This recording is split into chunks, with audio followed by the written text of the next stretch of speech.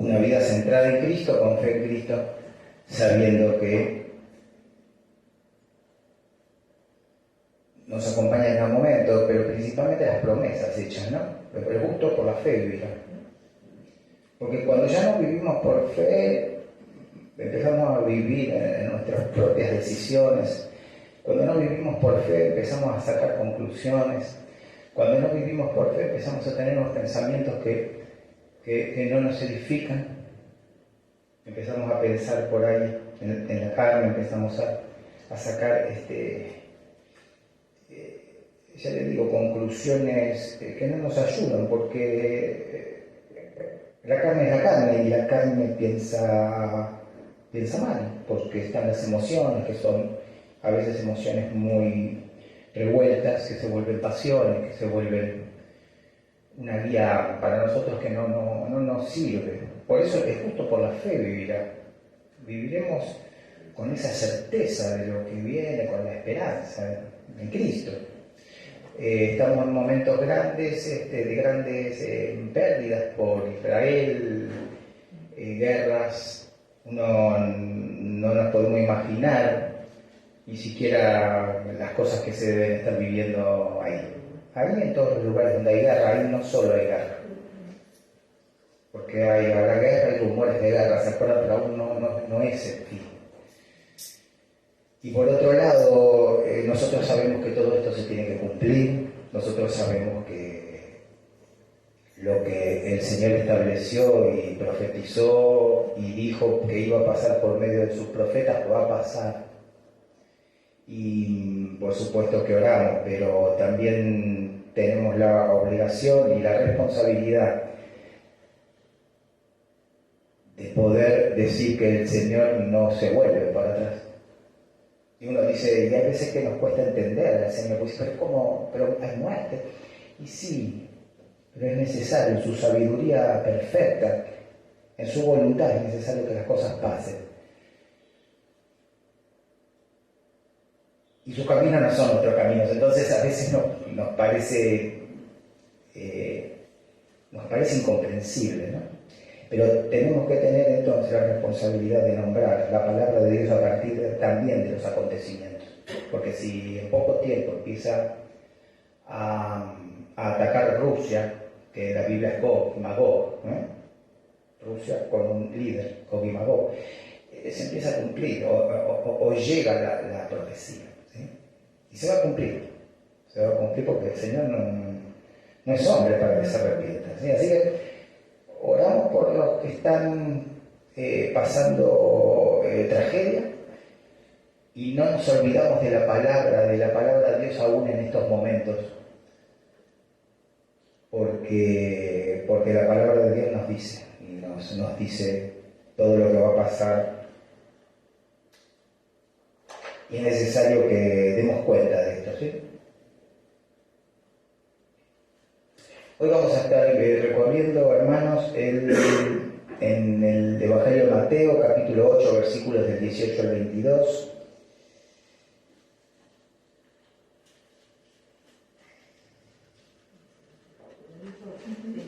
Mateo 8, del 18 al 22, y yo puse, ¿no?, el título de los que querían seguir a Jesús. En un momento también puse el costo de seguir a Jesús.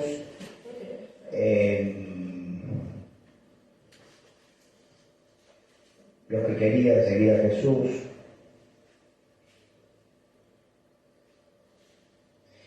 Y dice así la palabra de Dios, entonces en Mateo capítulo 8, versículo 18, viéndose Jesús rodeado de mucha gente, mandó pasar al otro lado.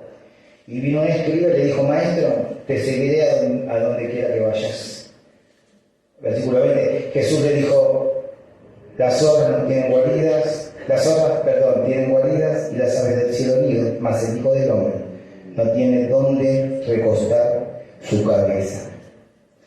Versículo 21, otro de sus discípulos le dijo, Señor, permíteme que vaya primero y entierre a mi Padre.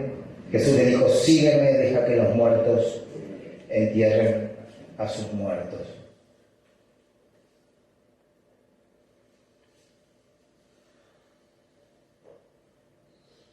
Entonces el costo de seguir a Jesús, yo no sé si llamarlo costo, sé que hay un costo, pero nosotros no lo vivimos como un costo, lo empezamos a vivir como un transitar en el Señor, pero con gozo y sabiendo que para seguir a Jesús nosotros tenemos unas cosas o decisiones o elecciones a las que tenemos que renunciar. Entonces, lo primero que tenemos que hacer para ser seguidores de Jesús, ¿qué es? Creer en Él. ¿Sí? Creemos en Cristo, depositamos toda nuestra fe en Él, creemos con todo nuestro ser, con todos nuestros seres, con todo nuestro alma, es decir, con nuestra voluntad, con nuestros pensamientos. Si nosotros podemos creer en Jesús de esa manera, solamente vamos a depender de Él. Y muchas veces a los cristianos nos pasa que no dependemos o dejamos de depender todo de Él. Porque bueno, hay una parte de nosotros no redimida, está la carne, está esta disposición de la persona a vivir a espaldas de Dios. Mire, la lucha es, Dios me dice su voluntad y una tendencia mía a decir, oh, gloria a Dios, y también una tendencia mía en decir, voy a hacer esto a mi manera, ¿no? Y termina, y esa es la lucha del cristiano. Cuando la voluntad del Señor se transforma en el sentido que yo digo, no, voy a seguir un poco mi voluntad, o un poco la voluntad y un poco mi voluntad. Y ahí es donde el hombre de doble ánimo se nos divide la mente, el pensamiento. Por ahí empezamos a acudir a lugares o a ir a lugares a pedir ayuda o a buscar unas estrategias que no son de Dios. Y nos pasa, sí, nos pasa. Porque a veces creemos los cristianos que las cosas le pasan al hermano, pero no. Nos pasan. Fíjense, entonces, prestamos atención al versículo 18, estamos en Mateo capítulo 8. Viéndose Jesús rodeado de mucha gente, mandó pasar al otro lado. Jesús estaba trayendo la palabra, evangelizando, diciendo, guiando. Y estaba rodeado de mucha gente, hermanos, pero decide pasar al otro lado, ¿no? Y al otro lado del mar de Galilea, ¿no? Y uno dice, bueno, pero si estaba rodeado de gente, ¿por qué el Señor no aprovechó? Y si había necesidad, bueno, y esa es la voluntad del Señor. En ese momento él dijo, vamos para el otro lado, ¿no? Y a lo mejor, aunque en este sentido, cuando leemos esto, decimos, pero Señor, y aparece una contradicción en nosotros, Señor, te hubieras quedado por ahí, más hubieran creído. Esa es la parte más carnal de uno. Es cuando empieza a sacar esas conclusiones y decir, y sin embargo estaba lleno de gente y él decidió pasar para la otra ribera, para el otro lado del lago, que ya es un lago, ¿no? Eso se le llama mar. Y estamos viendo que el Señor necesitó, en su humanidad, necesitó descanso, necesitó acercarse al Padre a pedir guía, necesitó acercarse al Padre en oración, para que la fe esté intacta. Nosotros nos acercamos al Padre en oración, buscamos su guía para que nuestra relación con Dios, nuestra fe se incremente. No me acuerdo con quién hablamos el otro día, digo, damos por sentada nuestra fe. Soy un hombre de Dios, podemos decir, yo creo en Cristo, pero doy por sentada mi fe. Me pregunto sobre mi fe, porque mi fe se va a fortalecer, tiene que ser una fe activa, una fe que solamente se va a incrementar en mi relación con Dios.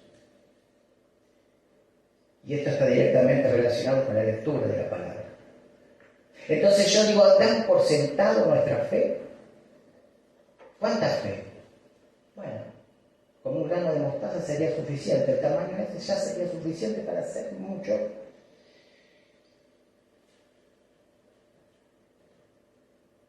El problema es que a veces ni ese tamaño, y como el grano de mostaza, el tamaño de un grano de mostaza, que es chiquitito, pero ese grano de mostaza, ustedes saben que cuando se crece se vuelve como una mata inmensa. Es ínfimo, pero cuando eso crece, cuando eso se planta, cuando se desarrolla como un vegetal, son unas matas inmensas, ¿no? Entonces,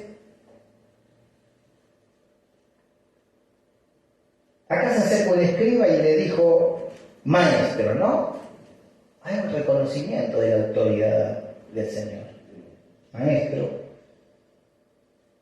Ustedes saben que un escriba es un hombre que estaba muy familiarizado, era un estudioso de la Torá o de la ley de Moisés. Eran muy minuciosos, vivían para enseñar y vivían para estudiar. Lo que no podían ponerlo en práctica. No podían ponerlo en práctica porque no cambiaban su mirada hacia Jesús.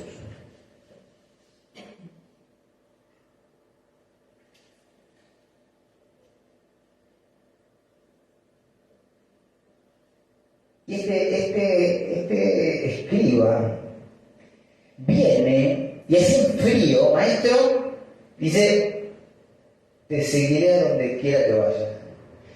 ¡Qué promesa! ¿No? Hay que estar listo para poder prometer algo así.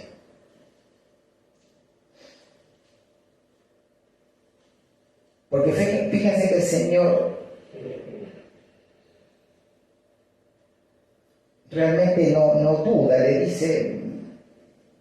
dijo, maestro, te seguiré donde quieras. En el versículo 20, Jesús le dijo algo. Y esto lo tenemos que tener en cuenta, ¿no? Porque estamos hablando del costo de seguir a Jesús. Y muchas veces en las congregaciones ocurre, ¿no? Que le damos la bienvenida a un hermano, gloria a Dios, un hermano nuevo o un hermano que ha vuelto del camino que había errado o alguien que llegó y al tiempo se convirtió y lo recibimos con gozo y está muy bien. Pero fíjense cómo lo que le contesta el Señor. Y lo importante para nosotros que tiene que ser el hecho de estar conscientes del costo de seguir al Señor, que es negarnos a nosotros mismos y preferir a Jesús por sobre todo lo demás. Entonces, cuando ese hermano cree en Cristo y lo recibimos, muchas veces no tiene una visión, no quiero usar visión, pero no tiene algo muy claro en cuanto a lo que es seguir a Cristo. Como que no se vuelve una actividad más, entre otras actividades. No se vuelve algo más que yo hago. Se vuelve una entrega de mi vida a Dios, a Cristo. Y el Señor le responde, estamos en el versículo 20, Jesús le dijo, las zorras tienen guaridas y las aves del cielo nidos, mas el Hijo del Hombre no tiene en dónde recostar su cabeza, ¿sí? Es decir,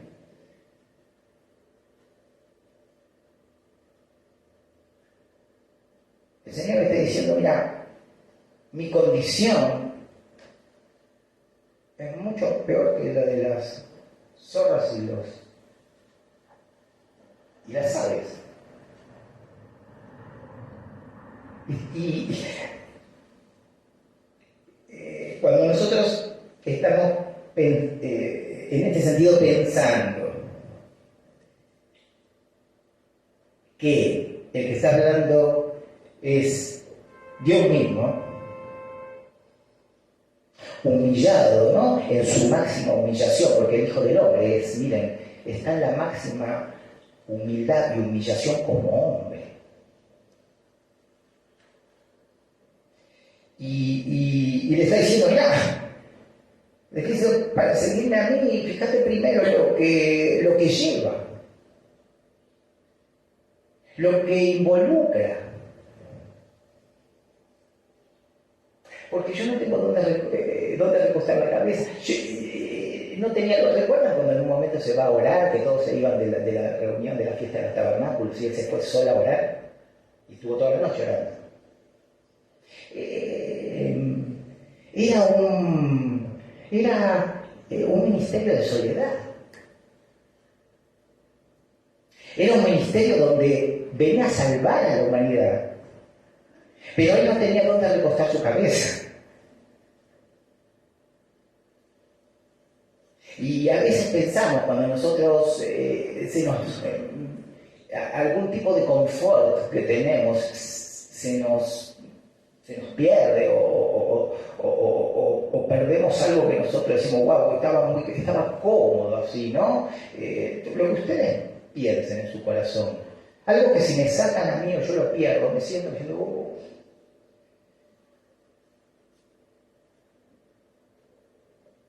y nos duele. Y como que necesitamos, se vuelve una necesidad la comodidad. Se vuelve una necesidad el confort. Pero cuando nosotros leemos la palabra y dice, las horas tienen guaridas y las aves del cielo nido, mas el Hijo del Hombre no tiene donde recostar su cabeza. Por ahí podamos empezar a vivir una vida de más humillación,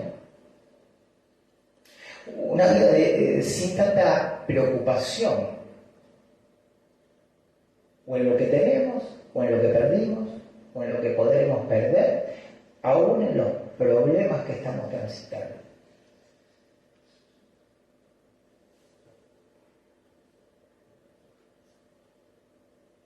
Jesús está diciendo, mira, si me seguís, hay cosas que vas a dejar, hay cosas que vas a tener que renunciar, hay cosas que vas a tener que negar a tu yo, que negar a tu ego.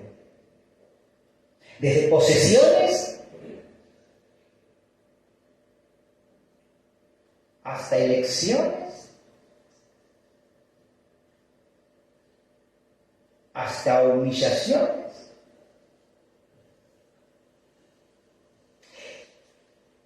Yo creo que el escriba ahí habrá pensado, dijo, ¿desde dónde lo habrá dicho? ¿No? Una emoción fuerte. Señor, te voy a seguir. ¿Se acuerdan, Pedro? Te voy a seguir hasta la muerte. Pedro, me vas a mirar. Señor. ¿Desde dónde salen a veces nuestras afirmaciones al Señor? Señor, te vengo a servir, estoy listo para servirte. ¿Tenemos en cuenta los costos del servicio? El otro día hablábamos, no me acuerdo con qué hermano o hermana. Cuando empezamos a querer tener muchos lugares para recostar nuestra cabeza, empezamos a querer una vida diferente a la que tuvo el Señor. Y lo peor es que en esas elecciones, en esas preocupaciones, yo me empiezo a olvidar de la palabra y empiezo a luchar para conseguir cosas o no perder otras, o tener algunos beneficios, o poder ser valorado, porque también se trata de esto. Cuando queremos y pretendemos, siendo siervos de Dios, siendo servidoras, cuando pretendemos vivir de una manera diferente a lo que es un servicio, a lo que es servir a Dios. Y ahí puede haber un desencuentro entre nosotros, porque puede haber frustración. Si yo tengo una personalidad donde necesito que a mí me valoren, tengo una personalidad que yo necesito que me apapache,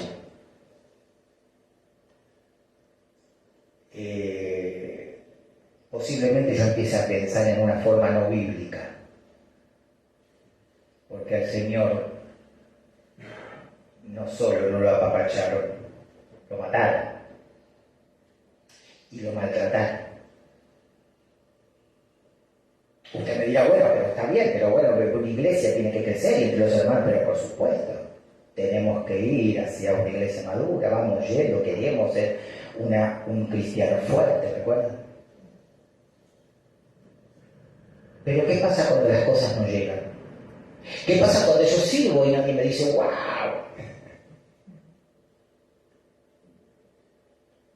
¿Qué pasa cuando prepara a alguien un estudio, un hermano, y dice, ok, oramos y nos vamos, ¿no? Y por ahí una personalidad necesita un reconocimiento más grande. Y entonces empieza a haber un desencuentro en nosotros. Un desencuentro con nosotros y un desencuentro con Dios.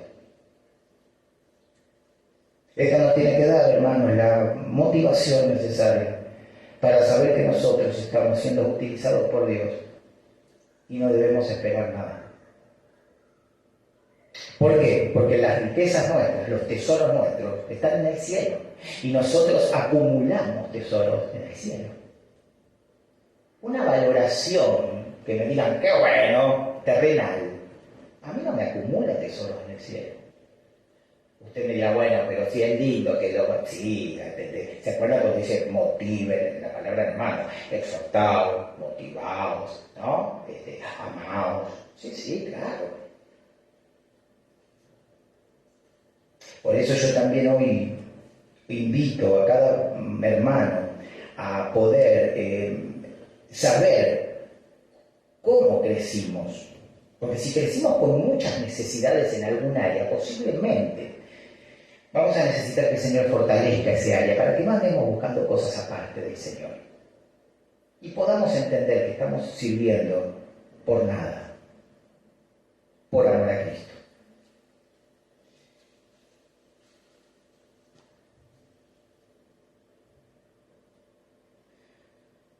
Ahora,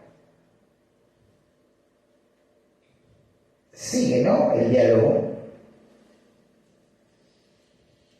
Y dice en el versículo 21, estamos en Mateo 8, versículo 21, otro de sus discípulos, este ya era discípulo, este ya había creído en el Señor, había degustado y había, no solo degustado, sino había tragado la palabra, había ingerido, porque era un discípulo, era un seguidor.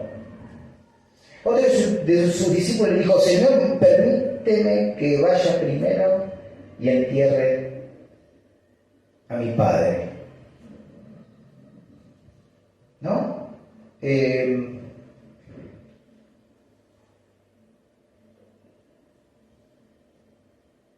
Ahí la palabra clave para entender es primero, ¿sí?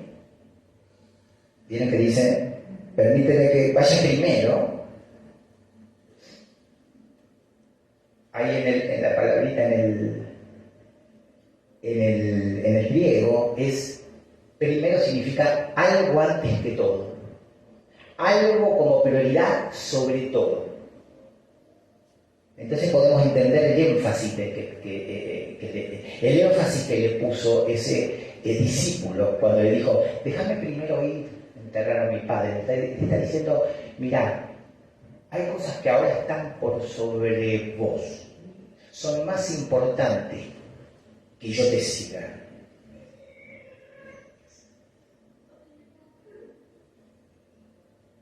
Y el Señor, ¿qué le dice?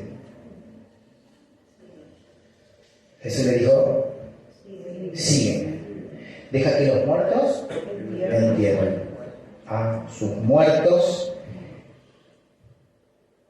El pedido del discípulo era sincero, el Señor no cuestiona su sinceridad, ¿no? Porque lo escucha. Y le dice, deja que los muertos entierren a sus muertos. Miren, acá en el idioma hebreo en relación a la costumbre hebrea, rápidamente querían hebreos, los judíos, querían enterrar a sus muertos, porque no embalsamaban. Ellos habían traído como una costumbre cuando estuvieron cuando fueron cautivos, cuando estuvieron como esclavos, habían traído algunas costumbres. Una era el embalsamamiento, es decir, pero los judíos detestaban eso. Pero en este caso, no le está diciendo, acá en este caso el padre no está muerto, acá le está diciendo, deja que vaya primero por mi herencia. ¿Sí? El padre no estaba muerto, en realidad tenía que esperar que el padre muera para recibir su herencia. Entonces, le dice, deja que los muertos entierren a sus muertos, deja que los que están muertos espiritualmente se encarguen de las cosas temporales, que es la herencia. Eso a vos no te va a servir mucho. Es dinero, ¿no? Le está diciendo, deja que ellos entierren, que los muertos espiritualmente hagan lo que tengan que hacer. Y ustedes me dirán, bueno, el Señor ha sido duro en esta respuesta. Bueno, el Señor le dice la palabra. El Señor le dice, deja que ellos hagan eso.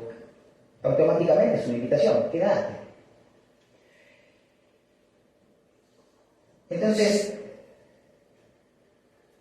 cuando nosotros empezamos a pensar, y hoy retomo entonces lo que decíamos, cuando viene un hermano, cuando un hermano ya está en el Señor, lo importante es que conozcamos lo que significa servir a Dios. Porque si no se vuelve una religión, si no se vuelve algo que yo hago en automático. Voy el domingo, pero esto no es ser de Cristo. Venir el domingo, si no viniéramos acá, hermanos, la iglesia somos nosotros. Nos vamos a un parque, seguimos siendo una iglesia y a veces está confundido eso también, no es nosotros, pero... y la posibilidad entonces que nosotros podamos llevar una palabra, la verdadera palabra, que bueno, vamos a enseñar lo que significa servir a Cristo. Y principalmente en este sentido, miren, la realidad de la vida del Señor es una realidad de la vida que nosotros es la que a veces no queremos vivir y que muchas veces luchamos para no tener. No queremos pasar por penurias, no queremos pasar por aflicciones, queremos que las cosas no se nos desordenen, estamos preocupados. Pero fue la realidad de su vida, el constante desencuentro, el constante obstáculo, el constante tropiezo. Mire, si usted después lo necesita se lo doy, pero Judea lo rechaza al Señor y quiere matarlo. Esto lo puedo ver en Juan 5:18. Judea lo rechaza y lo quiere matar al Señor. En Judea, ¿sí? Galilea lo expulsa y la mayoría lo abandona. Ahí lo tenemos en Juan 6:66. En Gadara le ruegan que se vaya de ¿se acuerdan? Contornos. ¿Se acuerdan lo que había hecho? Había arrojado unos demonios a un hato de cerdos. Y claro, los cerdos se desmoronaron y la gente perdió dinero, perdió con lo que trabajaba. Y le dicen, andate. Había sanado hacía rato a endemoniado, ¿no? El endemoniado gadareno, ¿se acuerdan? Que estaban en los sepulcros, ¿se acuerdan? ¿Qué podría esperar el Señor ahí? Uno piensa y dice, Señor. Y le dijeron, andate, Señor, andate de los contornos de esta tierra.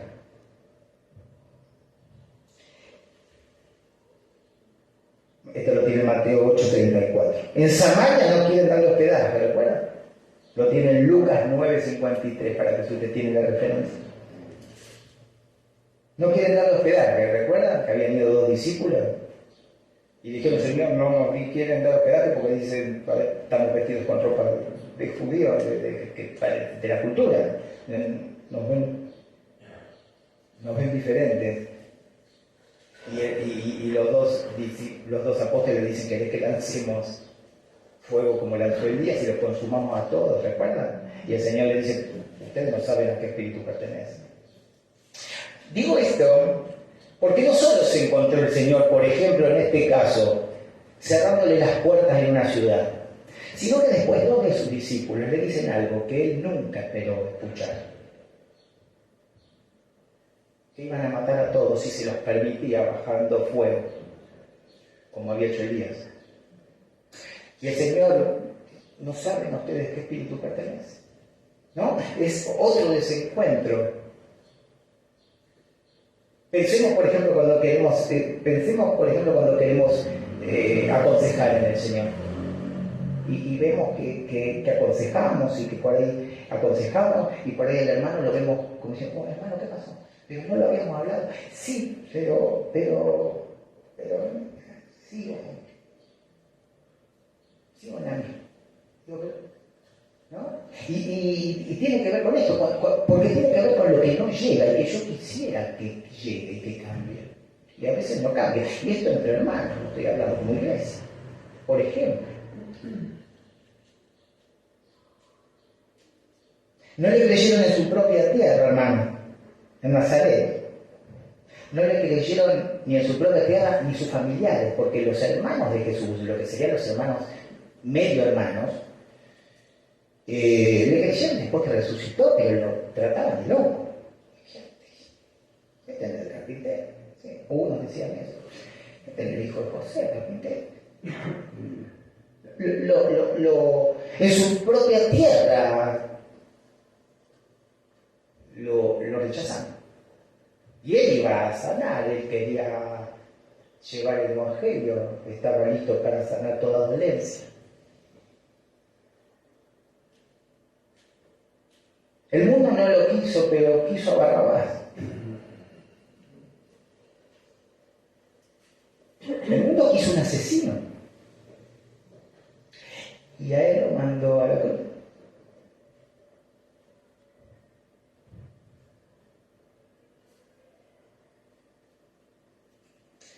Por eso el mensaje de hoy tiene que ver en este sentido con el nudo del mensaje es: nos estamos negando a nosotros mismos, estamos, digamos, renunciando a nuestra propia voluntad y preferencias para ceder al control, cederle todo el control a Dios.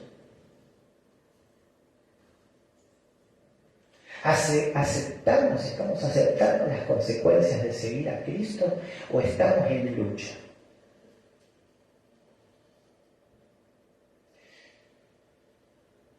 Muchas veces las consecuencias de seguir a Cristo tienen que ver con aceptar cosas que creemos que no podrían ser o que no tienen que ser. Por eso yo los invito a que vayamos a cada uno a nuestro corazón, cada uno de ustedes a su corazón. Porque muchas veces, por ejemplo, darle el control a Jesús, el total control, va a significar que yo veo cosas, que pasan cosas, que yo digo, ¿esto es de Dios? Esto no puede ser de Dios. Y el Señor está mostrando que es de Dios porque conocemos su palabra.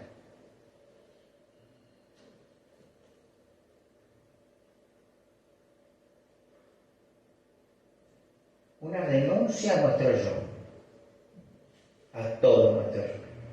Difícil, pero posible. ¿Por qué? Por la guía del Espíritu y porque mora en nosotros el Espíritu, mora en nosotros Dios.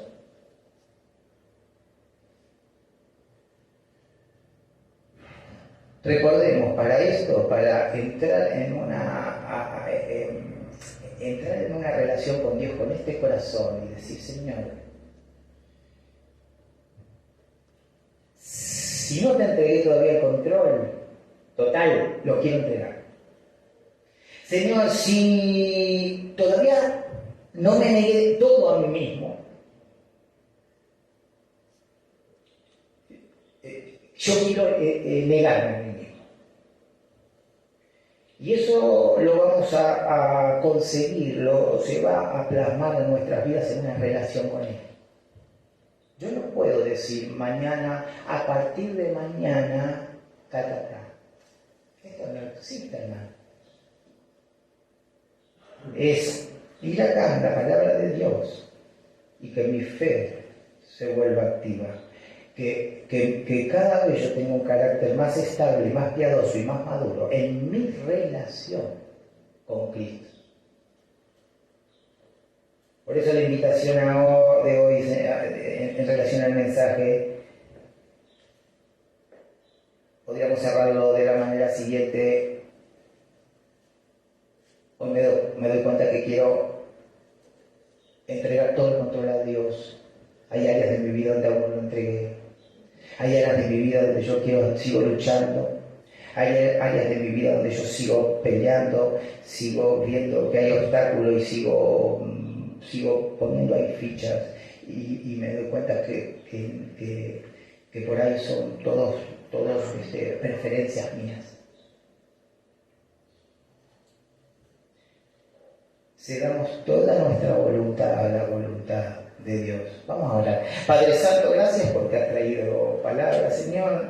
Gracias porque nos has traído hoy el ejemplo de estos varones, uno un discípulo, el otro un escriba, Dios mío. Ellos querían seguirte, Dios. Ellos, Padre, querían